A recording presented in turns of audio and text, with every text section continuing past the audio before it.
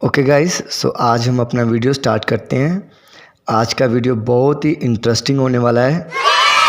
Yes, तो it's about time. सो आज हम सीखते हैं कि टाइम को हम इंग्लिश में कैसे कहते हैं। जैसे हम हिंदी में बताते हैं कि 2 बज गए, 3 बज गए। अगर हमें इसे इंग्लिश में कहना हो तो फिर हम कैसे कहते हैं। आइए हम अपनी वीडियो स्टार्ट करते हैं। ओके, सो फर्स्टली हम देखते हैं, ये हमारी फुल वॉच है। ठीक है, ये हमारी फुल वॉच है। अगर इसको हम हाफ़ कर दें तो ये हमारा हाफ पीस इस साइड में, और दूसरा हाफ देखें तो ये 1/2, ये हाफ हो गया। अगर हम इनके 4 पीस कर दें तो अलग अलग को हम क्या बोलते हैं। फर्स्ट को हम बोलते हैं जैसे 1/4, 2, 3rd, 4th। ये 4 पीस है, जो ये 4 क्वार्टर्स होते हैं। 15 मिनट्स का 1 पीस है।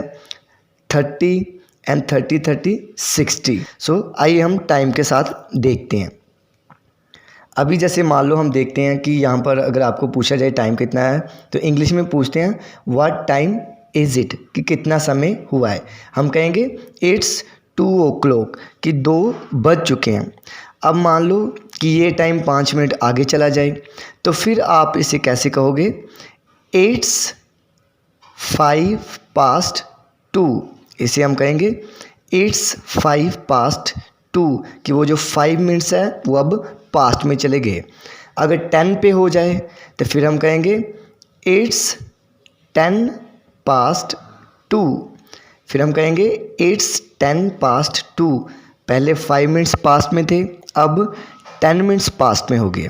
अगर 15 अब हो जाए तो मैंने आपको बताया था कि उस साइज़ को हम 1/4 बोलते हैं। फिर हम इसे कहेंगे इट्स 1/4 past 2, क्योंकि 5 past 10 past अब 15 मिनट्स मीन्स 1/4 past 2। अगर 20 मिनट्स हो जाएं तो फिर हम उसे कहेंगे, क्योंकि 1/4 past चला गया, अब 20 पे आ गया, फिर हम इसे कहेंगे इट्स 20 past 2। पहले 5 मिनट्स थे, फिर 10 हुए, फिर 15, अब 20 हो गए। अगर 25 हो जाए फिर हम कहेंगे व्हाट टाइम इज़ इट, इसका हम आंसर देंगे इट्स 25 past 2, कि जो 25 मिनट्स है वो पास्ट पे चले गए हैं, वो बीत गए हैं। अगर अब हाफ पे चला जाए तो मैंने आपको कहा था कि ये हाफ हो गया, तो फिर अब हम क्वार्टर नहीं कहेंगे, अब हम कहेंगे इट्स 1/2 past 2, जहाँ हम इसे बोल सकते हैं, और इट्स 2:30, जो हम नॉर्मली बोलते हैं।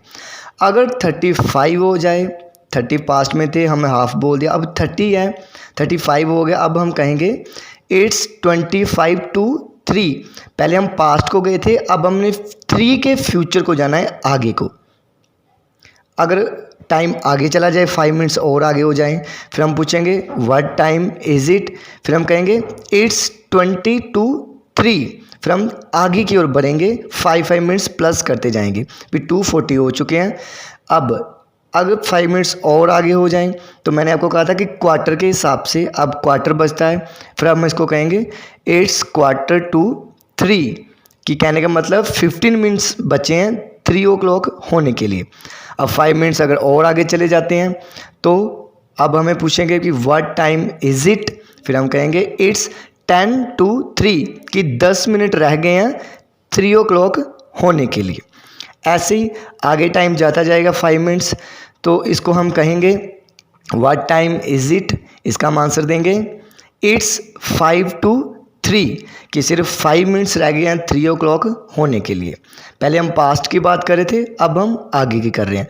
अगर 3 o'clock डायरेक्ट हो जाए, बिल्कुल टाइम नहीं बचा, फिर इसका आंसर हम देंगे इट्स 3 o'clock। तो ऐसे ही अगर टाइम सभी का सेम ही होगा, और आपने अभी देखा है किस तरीके से हम टाइम बताते हैं, सो सेम तरीके से आपने इंग्लिश का टाइम बताना है। अब मैं 2, 3 टाइम पीरियड आपको दे रहा हूँ, इसका आंसर आपने कमेंट बॉक्स में बताना है। Thank you.